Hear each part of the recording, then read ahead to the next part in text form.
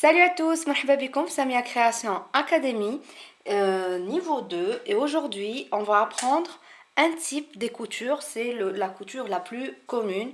Je le fais sur n'importe quel vêtement en fait. Et c'est les coutures ouvertes. Alors déjà, lorsqu'on veut coudre un vêtement, sur le premier échantillon de la vidéo précédente, on a essayé d'apprendre juste la distance entre la marge de couture et on a essayé de coudre seulement sur une seule couche de tissu. Mais lorsqu'on veut coudre en fait, en réalité, sur un vêtement, on peut coudre seulement sur une couche de tissu. Mais le plus souvent, c'est pour rassembler deux pièces du tissu. Par exemple, ça c'est le devant et ça c'est le dos. Et on va faire une couture sur le côté ou sur le milieu. Le plus important, le mohim, c'est qu'on va coudre, on va rassembler deux pièces. Alors déjà, pour rassembler deux pièces, on va coudre. Par exemple, je veux rassembler ces deux pièces et je vais coudre à 1 centimètre des bordures. Là, vous savez de quoi je parle. Donc, déjà pour commencer, on ne va pas les stabiliser comme ça et coudre. Donc, dans un premier temps, on passe obligatoirement par l'étape de l'épinglage. Pourquoi? Parce que c'est ce qui va nous aider à avoir un travail stable. Alors déjà, pour coudre deux parties de tissu, il faut que les deux tissus ou les deux extrémités soient égales, c'est-à-dire la même longueur. Donc, il faut les placer correctement, bien alignés.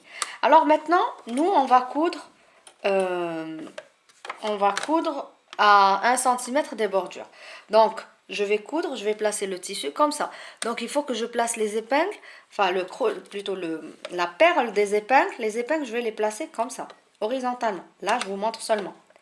Je dois les placer comme ça, horizontalement. Pourquoi? Parce que de cette façon, ça sera plus simple pour moi pour retirer l'épingle.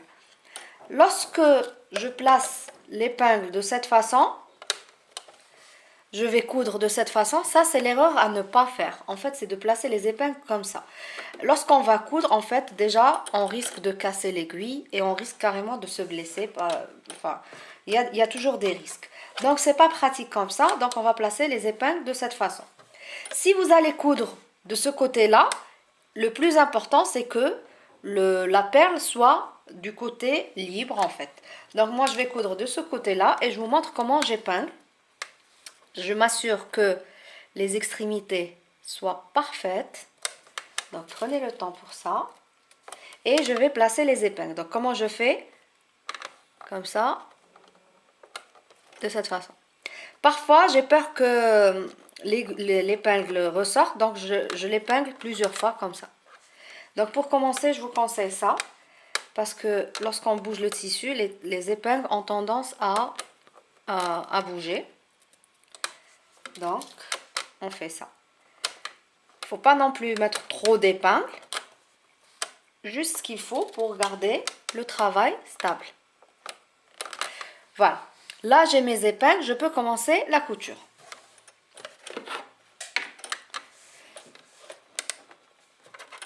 Alors, tout d'abord, j'ai réglé mon aiguille de façon à avoir 1 centimètre de l'extrémité. Choisissez la méthode qui vous convient le mieux. Et je commence. Toujours comme d'habitude, j'avance 2 points. Ah, je vais augmenter le point. Et je reviens en arrière. Puis j'annule la marche arrière et j'avance doucement. Lorsque j'avance, j'arrive avant l'épingle, je retire l'épingle. Il ne faut pas que cette aiguille touche l'épingle. Doucement, doucement, doucement. Vous voyez, je me rapproche de l'épingle, l'aiguille de la machine se rapproche de l'épingle. Hop, je retire l'épingle. Et ainsi de suite. C'est super simple. Maintenant que vous vous êtes entraîné sur la couture, normalement, ça doit être simple à faire. Je reviens en arrière. J'annule la marche arrière. Je remonte le pied. Et qu'est-ce que je fais? Toujours l'habitude, c'est de couper les excédents de fil. Je coupe ici. Là, c'est propre. Et je reviens en arrière sur le départ. Et je coupe l'excédent. De cette façon, on s'assure que nos vêtements sont bien propres. Une finition parfaite. Donc là, c'est la couture standard. C'est rassembler un vêtement ou deux couches de tissu. Cette base de travail va nous servir pour obtenir deux sortes de points. Alors premièrement, il faut savoir que lorsque vous rassemblez deux pièces de tissu, là où la couture elle est visible, c'est-à-dire ce côté-là et ce côté-là, ça c'est l'envers du tissu. Et lorsque vous ouvrez la couture, on dit ouvrir les coutures, là c'est l'endroit du tissu. Si on va ouvrir les coutures comme ça, le tissu est un peu épais et c'est pas très très joli. Donc qu'est-ce qu'il faut? Il faut repasser. Donc ça, pour ça, on va ouvrir les coutures de cette façon. Dans un premier temps, on va apprendre c'est quoi les coutures ouvertes. Donc c'est ces coutures-là, lorsqu'on va coudre, puis on va ouvrir. Et on va repasser. Je vais passer au fer à repasser. Coudre sans repasser, ce n'est même pas la peine. Il faut toujours, c'est systématique, coudre puis repasser. Alors comment on repasse? Déjà, utilisez, bon je ne vais pas le toucher, c'est chaud, utilisez cette pointe du fer à repasser sur, toujours utiliser la vapeur, sur la ligne du milieu. Et avec votre main, avec la main opposée, oh, je l'ai brûlé, c'est trop chaud apparemment. Bon, c'est pas grave, heureusement que c'est juste pour tester. Donc avec la main opposée, essayez d'ouvrir les coutures de cette façon, comme ça. Et plus vous ouvrez avec, plus vous avancez avec les mains, plus vous avancez avec le fer à repasser. Donc on commence comme ça et j'ouvre avec la main. Sur ce tissu, c'était pas difficile, mais parfois sur certains tissus, il faut ouvrir et il faut repasser petit à petit. Là, toujours s'assurer que la pointe du fer à repasser est sur la ligne de couture. Une fois ceci fait, si vraiment le tissu est très très épais, vous pouvez vaporiser de l'eau et repasser. De cette façon, les coutures sont plates. Une fois vous allez repasser de cette façon, retournez le travail, c'est déjà pas mal, mais ce que j'aime faire, toujours du côté opposé, repasser. Donc c'est cette routine que j'ai à chaque fois que je fais une couture. Dans un premier temps, je fais des coutures, je repasse ici, et dans un second, sur l'endroit. Donc ça, c'est les coutures ouvertes. Donc, quand est-ce qu'on va utiliser ces coutures ouvertes? Lorsque le vêtement est un vêtement épais, où on est obligé de baisser une marge de couture de ce côté-là, une marge de couture de ce côté-là. Parfois, on a besoin de rassembler les marges de couture à un seul côté. Par exemple, soit parce que notre tissu est fin, ou soit pour des besoins de décoration qu'on verra par la suite.